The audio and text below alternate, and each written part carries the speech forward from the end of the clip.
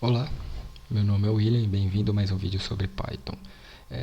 Nesse vídeo eu vou falar especificamente de expressões lambdas, então vai ser um vídeo um pouquinho comprido, tá? A gente vai fazer exemplos reais como que a gente poderia usar expressões lambdas. É óbvio que eu não vou falar sobre tudo e de todas as formas que a gente poderia usar uma expressão lambda, mas eu vou fazer algumas assim criações de exemplos, né, que vi na minha cabeça aqui. E vamos lá. Eu vou abrir aqui o meu IPython, vou colocar no modo full screen. E eu acho que a fonte, vamos, acho que a fonte tá menor. Bom, é, acho que assim tá bom, né? Tá bom para enxergar. Vamos aumentar um pouquinho mais aqui.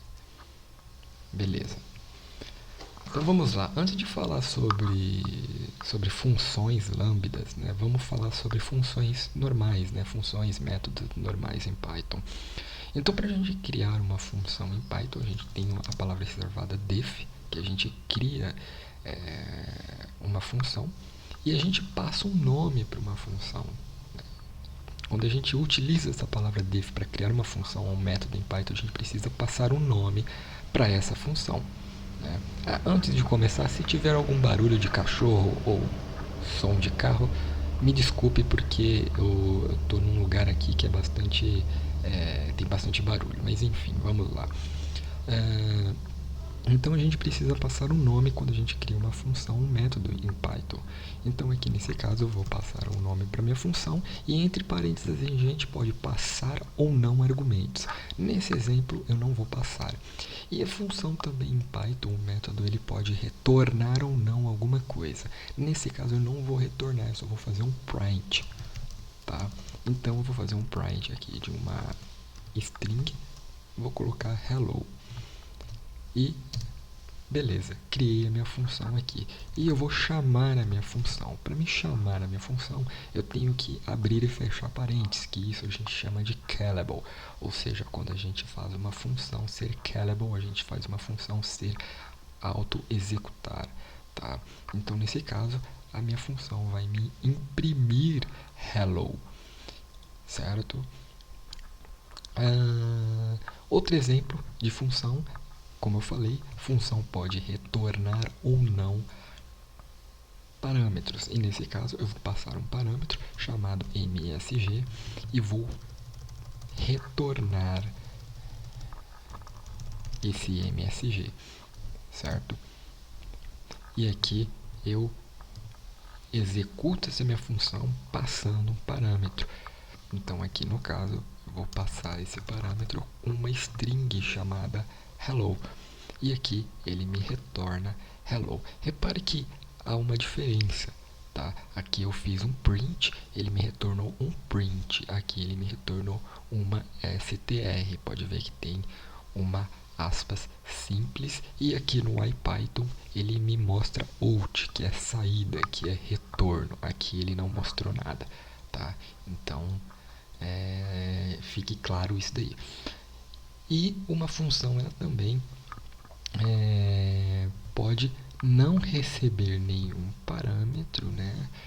E retornar alguma coisa. Então aqui eu vou retornar um str, uma string.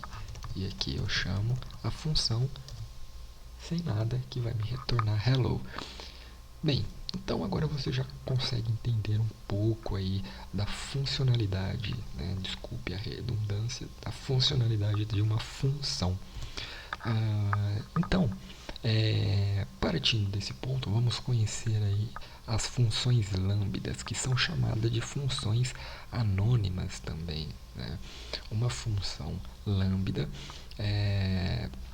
ela, assim como uma função normal em Python, ela também tem uma palavra reservada para você criar a função, que é lambda. Por isso que a gente fala funções lambdas, funções anônimas, né? E uma função lambda anônima, ela tem esse nome de ser uma função anônima porque ela não recebe nome. Você não especifica um nome para uma função, tá?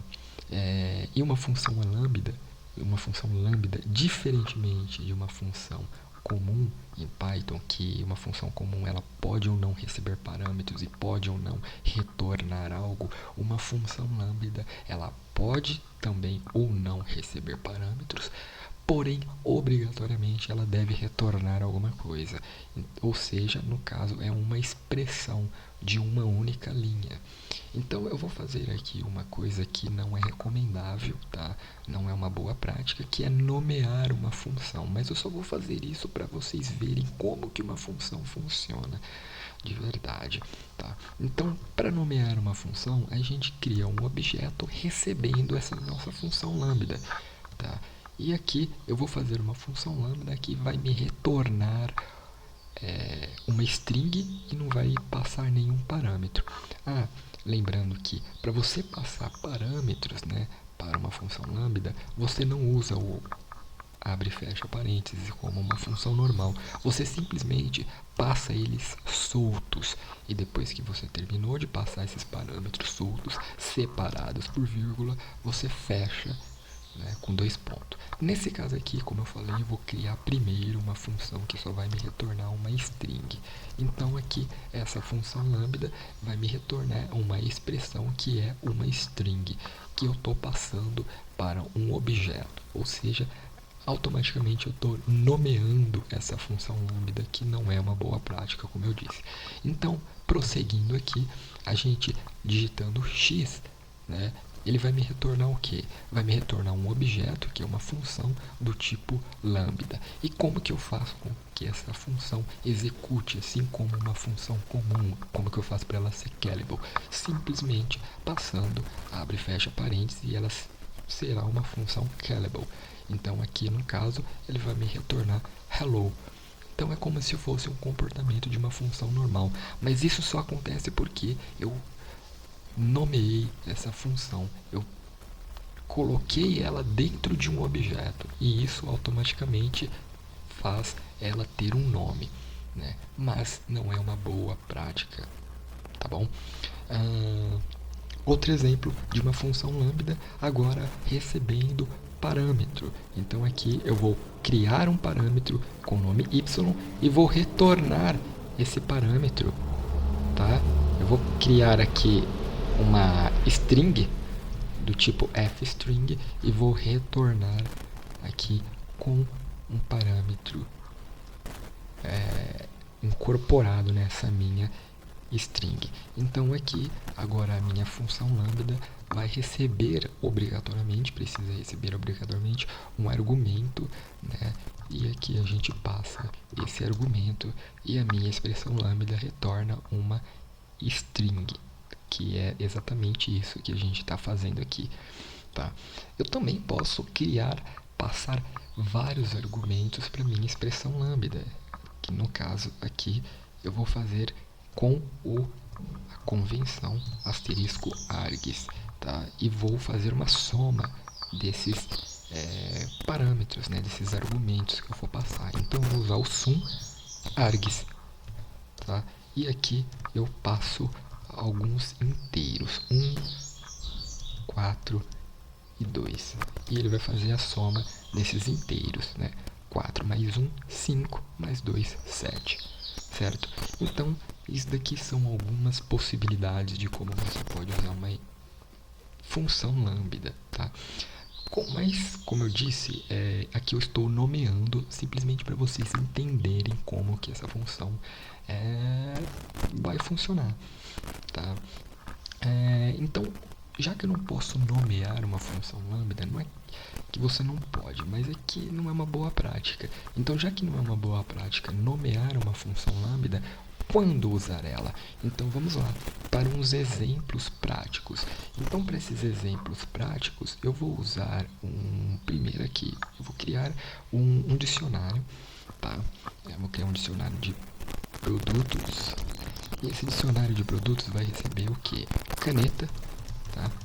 E o seu preço. A caneta é a chave e o preço. Então eu vou colocar o valor dessa caneta de 75 centavos. E depois eu vou passar outro elemento, né, outro produto, que vai ser o apontador. E o apontador vai ser mais caro que a caneta, vai ser R$ 1,15. E por final, a borracha. Repare que eu criei, vou passar aqui um preço mais caro, né? Vou colocar R$ 1,85. Beleza, então aqui ó, chamando produtos, repare que eu criei o que? Propositalmente, produtos alfabetizados, né, com A, B e C, apontador, borracha e caneta, mas não ordenado. Então nesse exemplo a gente vai usar a função sorted, né, que é uma função que ordena interáveis, né, que por padrão ele vai ordenar o que? Pelas chaves. Tá? Então vamos dar uma olhada nessa função sorted. E essa função sorted, ó, ele recebe um interável e vai fazer o que? Vai ordenar, tá? Aqui, ordenar de forma crescente, ou seja, do menor para o maior. Tá? E aqui a gente também tem um parâmetro nomeado key, que está recebendo nome, né? Ele é o foco da nossa função lambda, que a gente vai ver mais adiante agora. Então beleza, eu vou usar o sorted para quê? Para listar esses produtos. Mas antes eu vou pegar produtos e vou mostrar os itens desses produtos. Quando eu faço isso, ó, produtos.items, ele vai me retornar uma lista e dentro dessa lista vai ter tuplas. E essas tuplas são contidas com a chave e o valor. Só que as chaves, elas são nas posições 0 e os valores nas posições 1. Gravem isso, chaves na posição 0 e valor na posição 1. Então eu tenho uma lista contida de tuplas, né? Então essa tupla é na posição 0 dessa minha lista e dentro da minha tupla a posição 0 é a chave caneta e a posição 1 é o valor. A posição 0 é o apontador e a posição 1 é o valor. Enfim, então fazendo isso, eu vou fazer um sorted desse meu produtos itens, tá? Então olha o que vai acontecer, que essa função sorted vai fazer para mim. Então repare que aqui, ó, quando eu listei produtos, ele listou caneta, apontador e borracha na ordem que eu criei o meu dicionário. E aqui ele simplesmente fez uma ordenação através da chave, tá? Ó, apontador, borracha e caneta, certo? Então ele fez um sorted através da chave. Agora digamos que eu quero fazer um sorted através dos valores. Os valores eles não são nessa ordem aqui, porque 75 centavos ele deveria vir antes de 1,85 e antes de 1,15. Então como que a gente faz isso? A gente pode fazer com uma função lambda. Lembra daquele parâmetro que eu falei da função sorted, que é o key? Então, através dele a gente pode mudar esse comportamento dessa nossa ordenação. Deixa eu dar uma limpada aqui na tela. Não, melhor não vou limpar porque aí vai apagar os dados aqui, deixa os dados na tela para vocês ficarem vendo. Enfim, então aqui eu vou mudar esse comportamento dessa função utilizando aquele parâmetro key. Então aqui, nesse momento que a gente vai usar uma função lambda. Então, como que eu faço? Se eu quero fazer uma ordenação dos preços, então eu sei que os preços eles estão o quê? Na posição 1. Então, é justamente isso que eu vou fazer. Um lambda, tá? Que vai receber um parâmetro chamado P, né? Você poderia criar qualquer tipo de parâmetro, qualquer nome aqui. Eu vou colocar P para economizar espaço aqui na tela, tá? P de produtos, que vai receber P de índice 1, que é justamente o índice de valores do meu produto items, certo? Beleza? Então, executando esse código, olha só agora como que a gente tem, ó. A gente tem um sorted através dos preços. Então a caneta vai vir primeiro, o apontador vai vir em segundo e a borracha vai vir em terceiro. Beleza? Então vamos para mais um exemplo aqui e vamos utilizar aqui a nossa função filter, que também é uma built-in do Python. Então, limpando a tela aqui, então vamos lá. Vamos supor que eu tenho aqui esse meu dicionário, né? Na verdade, é uma lista que vai ter dicionários.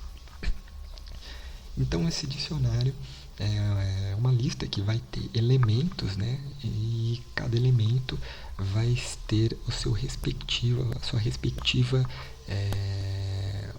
autor, né? Então aqui eu vou colocar user, que vai ser Maria, e o status de Maria. Então aqui eu vou simular um sisteminha de usuários que estão ativos e que não estão ativos no sistema. Então aqui eu vou colocar status, que é uma chave que vai receber Maria, vai ser true. E aqui eu vou criar outro dicionário, tá? De user, que é a minha chave de usuário, e vou colocar aqui José e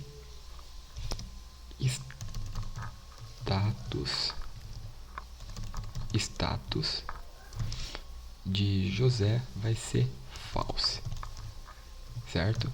Então aqui eu tenho users, que é o que? Uma lista, e o índice 0 vai ser esses dados aqui, sendo que eu tenho a chave user, que vai listar o nome dos usuários, e a chave status, que vai listar o status do usuário.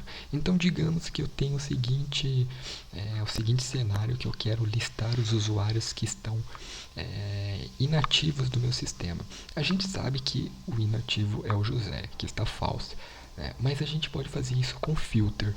Então, vindo aqui e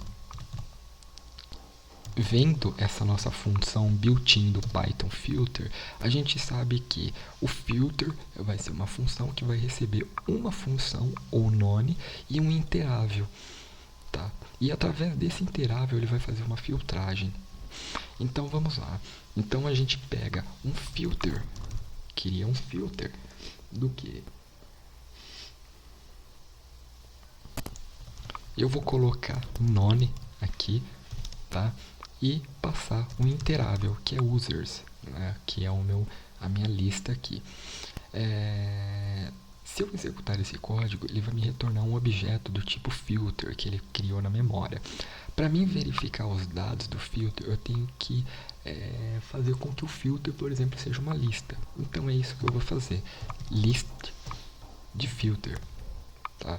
Então agora eu consigo ler os dados. No caso aqui, ele não fez nada, né? Eu só fiz isso para mostrar como que o filter vai funcionar com parâmetros. Então aqui no caso ele não fez nada, né? Não filtrou absolutamente nada, me retornou apenas os mesmos valores que eu já tinha mostrado aqui em cima, tá? Agora, como a gente sabe que o filter recebe uma função, a gente pode criar uma função anônima para a gente listar os usuários que não estão ativos no sistema. Então a gente simplesmente faz o seguinte: em none aqui a gente cria um lambda, e a gente vai passar um parâmetro também, né? Vou chamar de u, e esse parâmetro vai chamar a minha chave status. Diferentemente do exemplo anterior, onde que a gente chamava por índice, aqui a gente chama pela chave, porque o filter ele não altera, né? A gente não tá alterando os dados, transformando em tuplas. Então aqui no caso é dicionário mesmo. Então aqui a gente, por isso que a gente usa a chave. Então aqui a gente resgata esse nosso parâmetro de status, e a gente quer o status o quê? Que é igual a false, ou diferente de true, né? Como você preferir. No caso eu vou colocar false. Então, executando esse código, ele vai me retornar o que? O usuário José, os dados do José, que está false. Então, ele vai me listar praticamente todos os usuários que estão false, ou seja, com o status false, que não estão ativos no sistema, tá? Se você quiser o nome, né, você simplesmente passaria aí o elemento, né, a chave de user, beleza? Bom, então agora a gente vai para outro exemplo, né? Eu vou usar agora um exemplo um pouco mais robusto de como que a gente poderia usar uma função anônima. Por exemplo, se a gente tiver uma interface, vamos falar agora de cadastro e registros, tá? A gente tem uma interface onde que a gente tem que salvar os dados de um usuário.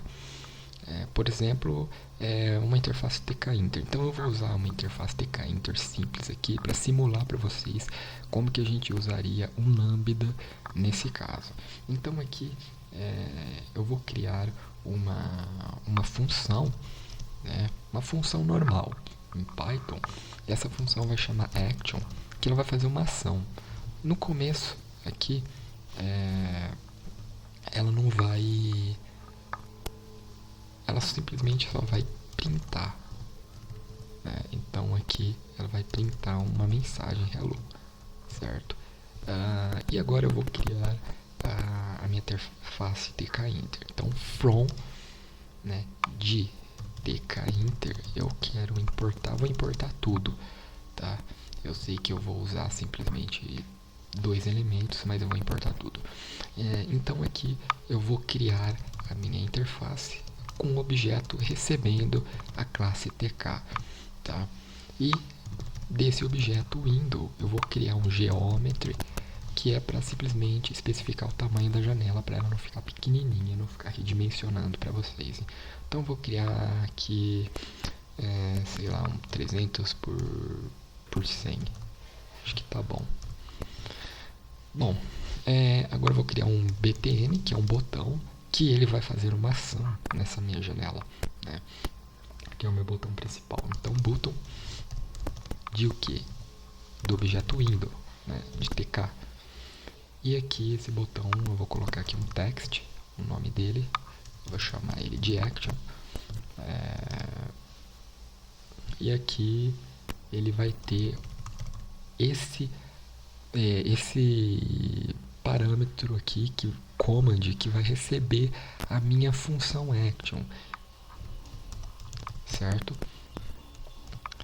Agora eu venho aqui no btn e uso o grid para posicionar esse meu elemento na minha janela. Então, para usar o grid, tem outro, né? Tem um pack, mas aqui eu estou utilizando o grid. Eu não vou entrar em detalhe como criar a interface TK-Inter, aqui é só para mostrar um exemplo de como que a gente poderia usar uma função lambda nesse caso, por exemplo, de criar um registro, tá? Então aqui, utilizando o grid, eu pego a row 0, né? Vou posicionar o botão na row 0 e na column 1, certo?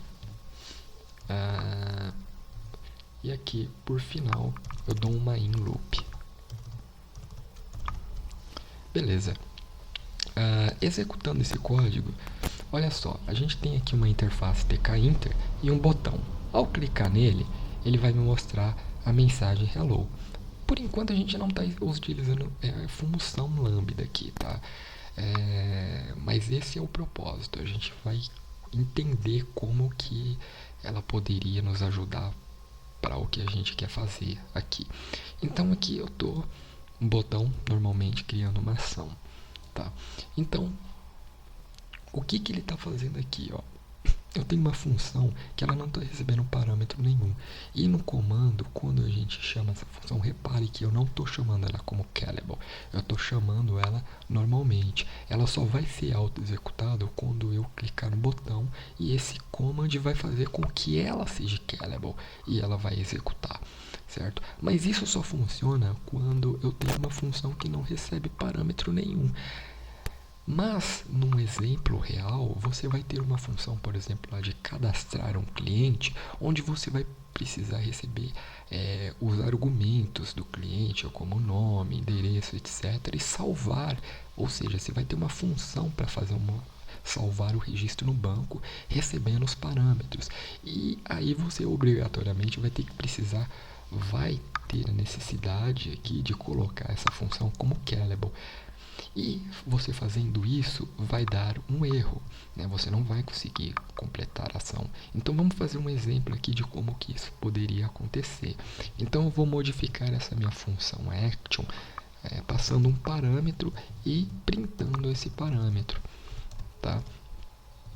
E aqui, ó, obrigatoriamente você vai ter que passar um parâmetro. Então eu vou passar hello aqui.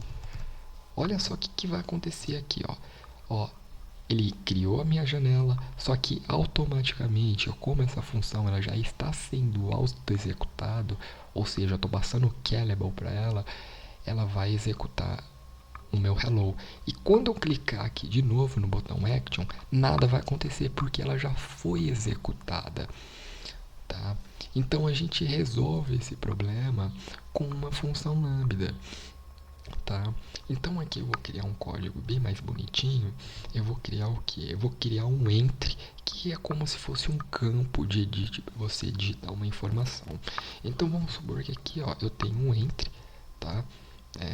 Então o entry ele vai ser um edit, né? O entry é um edit do tkinter, que vai receber o window, certo? E aqui o edit eu vou posicionar ele no meu grid, que vai ser o row 1, tá? E na coluna 0, beleza? E aqui no meu action eu vou chamar esse meu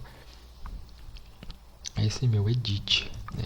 dt get, beleza? Então executando essa minha janela aqui, eu posicionei ele na coluna 1 aqui. Deixa eu mudar aqui para, na verdade, na coluna 0. Beleza. Então, olha só que interessante. Eu tenho meu botão, tá? Eu vou clicar nele e ele não vai fazer nada. Por quê? O que acontece quando eu criei essa janela aqui? Vamos fechar aqui, ó. Mesmo se eu colocar alguma coisa aqui, ó, Python, e dar um action, nada vai acontecer. Por quê? Vamos entender. Porque assim como lá em cima, nesse exemplo aqui de cima, eu passei a minha função para callable e ela está sendo executada no momento que eu chamo a minha janela. E como o meu entry não tem nada, né? Ó, ele cria um espaço aqui, ó. Ele me printou um espaço porque meu entry não tem nada, tá? Então aqui ele também está auto-executando. Então é nesse momento que a gente usa uma função lambda. Para quê? Para executar essa minha função anonimadamente, tá? Simplesmente passando para retornar, porque a gente só quer retornar o dado, não precisa de parâmetro nenhum. Então o que vai acontecer? Essa minha função vai se auto-executar de uma forma anonimadamente, né? Porque eu estou passando ela como lambda. E quando eu clicar no meu botão, tá? Action, ele vai executar esse command e esse command vai fazer com que essa minha função anônima seja executada. Então, rodando novamente esse código, ó. Então eu vou passar aqui para Python e clicar no botão e ele vai passar Python lá para minha tela, beleza? Então esse é mais um exemplo de como a gente poderia utilizar, deixa eu diminuir um pouco aí, como a gente poderia utilizar uma função lambda num registro, tá? Então nesse caso a função lambda é praticamente que obrigatória caso você queira fazer uma ação, chamar uma função que recebe parâmetros, tá? Então, esse vídeo já está bem longo, né? Eu vou ficar por aqui. Eu espero que você entenda um pouco sobre funções, né, anônimas em Python, funções lambdas. Tem muito mais coisa para você aprender. Eu sempre deixo na descrição aí os links para que você estude sobre o determinado assunto que eu estou falando no vídeo, tá? Então, é isso aí. Eu espero que você tenha gostado e até a próxima.